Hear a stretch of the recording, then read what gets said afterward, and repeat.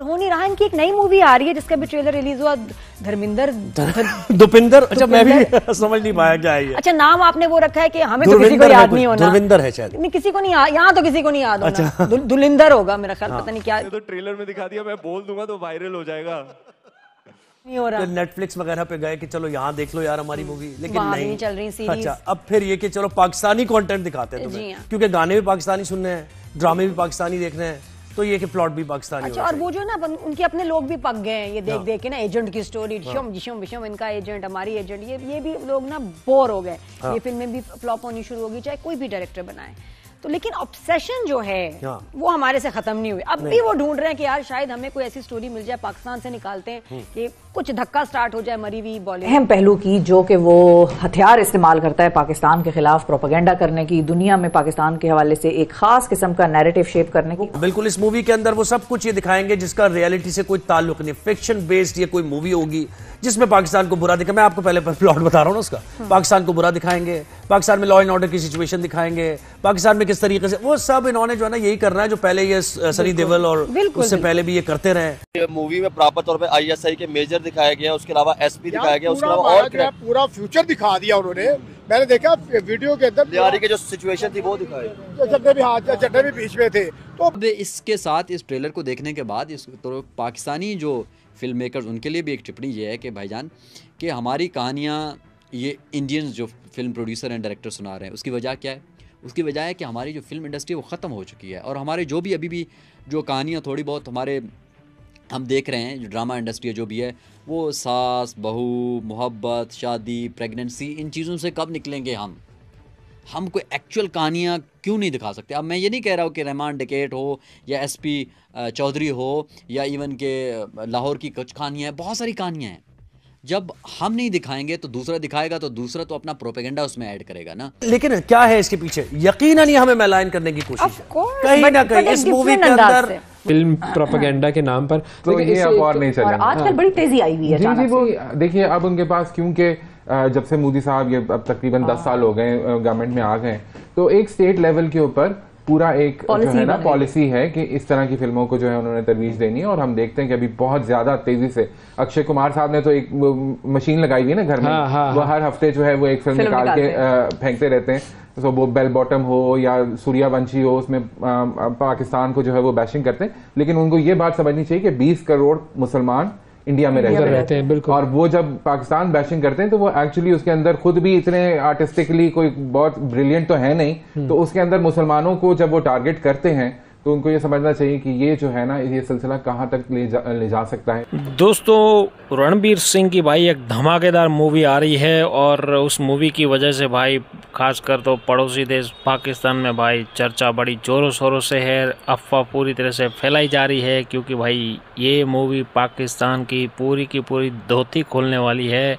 क्योंकि रणबीर सिंह ने जो इस मूवी में काम किया है, रणबीर सिंह हुए या बाकी जितने भी एक्टर है, संजय दत्त है और अजीत डोभाल के मतलब उसमें रोल में भी है, तो मतलब जितने भी कलाकार हैं उन्होंने क्या गजब की मूवी की है भाई। और पाकिस्तान को एक आतंकवादी देश जैसा साबित करके रख दिया। और जो पाकिस्तान की इसमें औकात दिखाई है ना, अगर वो ये सब अगर खुद पाकिस्तानियों ने अगर ये मूवी देख लिया ना, तो अच्छे खासे पाकिस्तानी है ना पाकिस्तान को छोड़ के भाग जाएंगे। क्योंकि पाकिस्तान ने जितने भी अभी तक जो आतंकवादी हमले किए हैं या फिर जो भी हीरो ने पाकिस्तान में घुस के पाकिस्तानियों को ठोका है, वो सभी इस मूवी में बहुत अच्छे से बताया गया है।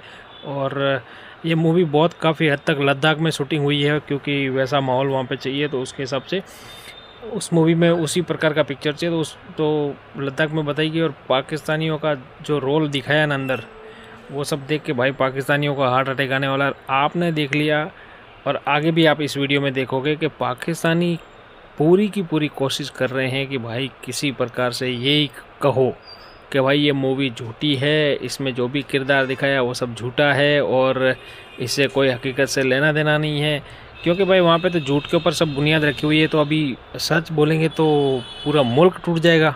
इसके लिए हर जगह पे हर वक्त बस सिर्फ और सिर्फ झूठ ही बोलना है, वरना पाकिस्तान के लिए बिल्कुल भी अच्छा नहीं होने वाला। तो ये मूवी भाई जिसका ट्रेलर देख के पाकिस्तानियों ने ये समझ लो धोती खुल गई, उनका फट गई है। और भारत में भाई ये लगता है कि ये मूवी बहुत ही हिट जाने वाली है। कभी ये बता रहे होते कि पाकिस्तान को हमने फतह कर लिया है, कभी कुछ, कभी जैसे आप अभी नाम ले रहे हैं, कराची के जो असलम थे, उन्होंने एसपी, उन्होंने बड़े लोगों को मारा, ये किया वो किया। देखिए ना, बात ये है कि ये कोई ऐसी कसर नहीं छोड़ते हैं, ठीक है ना। हमारे जो लेजेंड है, हमारे जो ओल्ड इज गोल्ड है, उनको बदनाम कर रहे हैं। ट्रेलर में यही भी दिखाया गया है ना कि पाकिस्तान के बेनजीर की उन्होंने पिक्चर भी दिखाई है, झंडे लहरा रहे हैं। हाँ, तो है ना, आपके पास इतने हीरो है, हीरोइन है, आपके पास इतना टैलेंट है, आप यार अपनी वीडियोस बनाए जो पूरी दुनिया देखती है।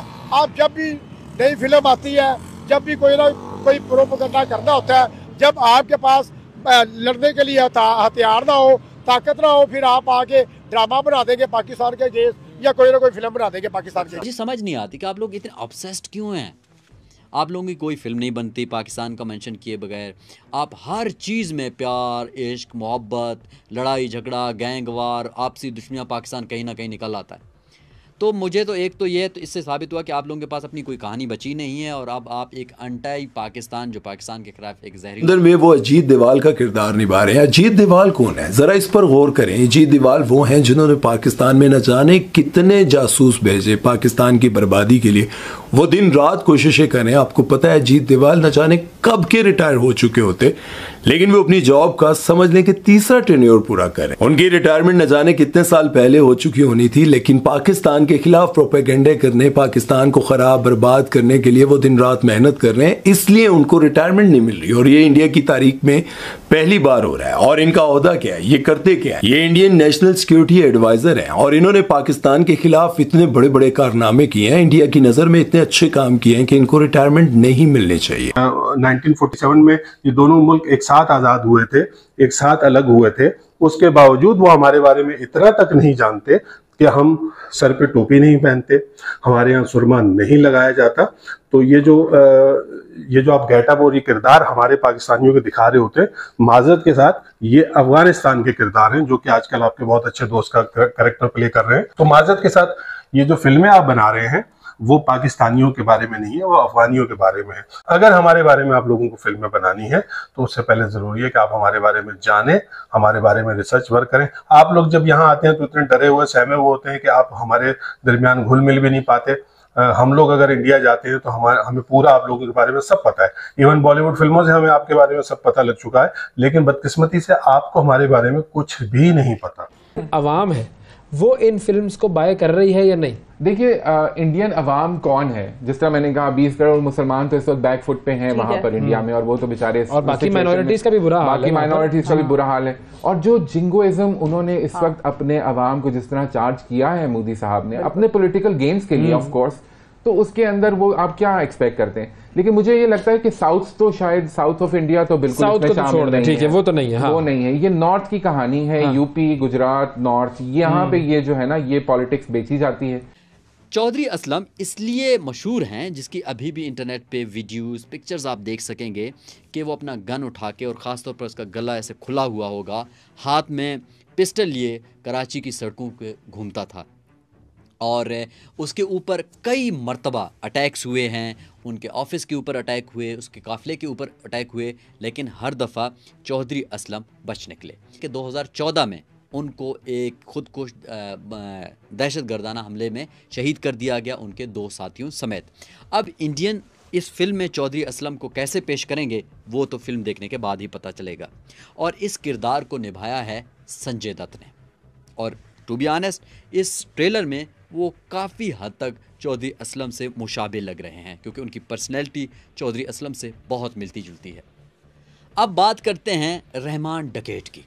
एक्चुअल में इसका नाम अब्दुल रहमान बलोच था, ठीक है, और इसको 2009 में एसपी मतलब चौधरी असलम ने मारा था, अगस्त 2009 में कराची में ही। तो ये लियारी गैंगवार के एक सरकर्दा रहनुमा थे, और ये इस लिहाज से अपने गैंग्स के हवाले से गैंग वार्स में एक बहुत मशहूर नाम रहे हैं, जो कराची की तारीख जो लोगों ने पढ़ी है उस हवाले से। अब इसका जो किरदार कर रहे हैं वो है अक्षय खन्ना, एक शानदार एक्टर है, उनका मैंने जितना काम देखा है बहुत अच्छा है। लेकिन लेट्स सी अब वो इस रहमान डकैत को किस अंदाज में पेश करते हैं। अब जो तीसरा है जी, लियारी को पेश किया गया।